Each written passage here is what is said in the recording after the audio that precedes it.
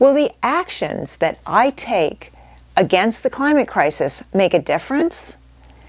We Are the Weather, Saving the Planet Begins at Breakfast by Jonathan Safran Foer. He discusses the similarities between the climate crisis and his dying grandmother, who is also a Holocaust survivor. During World War II, Jews were abused and killed by people who thought they were superior.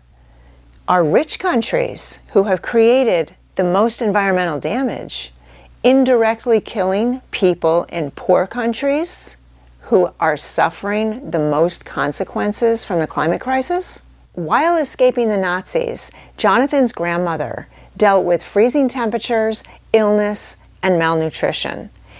And U.S. citizens who weren't directly dealing with the fighting were making sacrifices. They were giving up some of their income, growing victory gardens, saving resources, and turning off lights. But the climate crisis is different in that the need for sacrifice is not obvious. People understand war, but they have a hard time imagining the consequences of climate change. Astronauts go up into space and they look back at this beautiful blue marble and they realize that this is the only planet that we have access to that has everything we need. We're all in this together and we need to join forces to take care of it. We teach our children to take responsibility. If they make a mess, clean it up. Are we as adults being good role models? We have the power to make changes, and there are 4 high-impact changes that we can do against the climate crisis.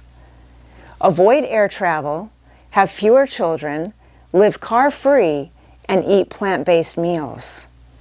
Jonathan thinks that eating plant-based meals may be the easiest, but even that is a challenge.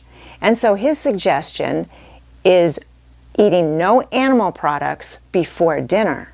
Now, the reason he focuses on reducing animal products is because raising livestock is the biggest contributor to deforestation, as well as loss of biodiversity, air and water pollution, water shortage, and increased greenhouse gas emissions. To meet the planetary crisis, Jonathan says we must begin to care. And to care, it needs to be an emotional issue. And Jonathan has that, sitting aside his grandmother and grieving while she's dying. And he's thinking about his sons and what kind of future they're going to be living in.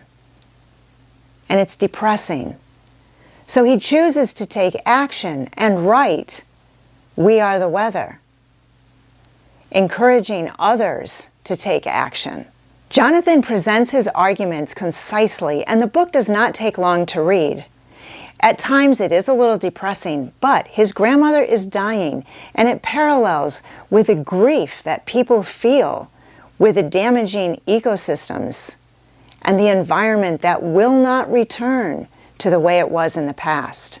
However, there is hope, and Jonathan Safran Foer shares his suggestions in We Are the Weather. Everything an individual does is important, and it has a ripple effect, and it makes a difference. Thanks for watching.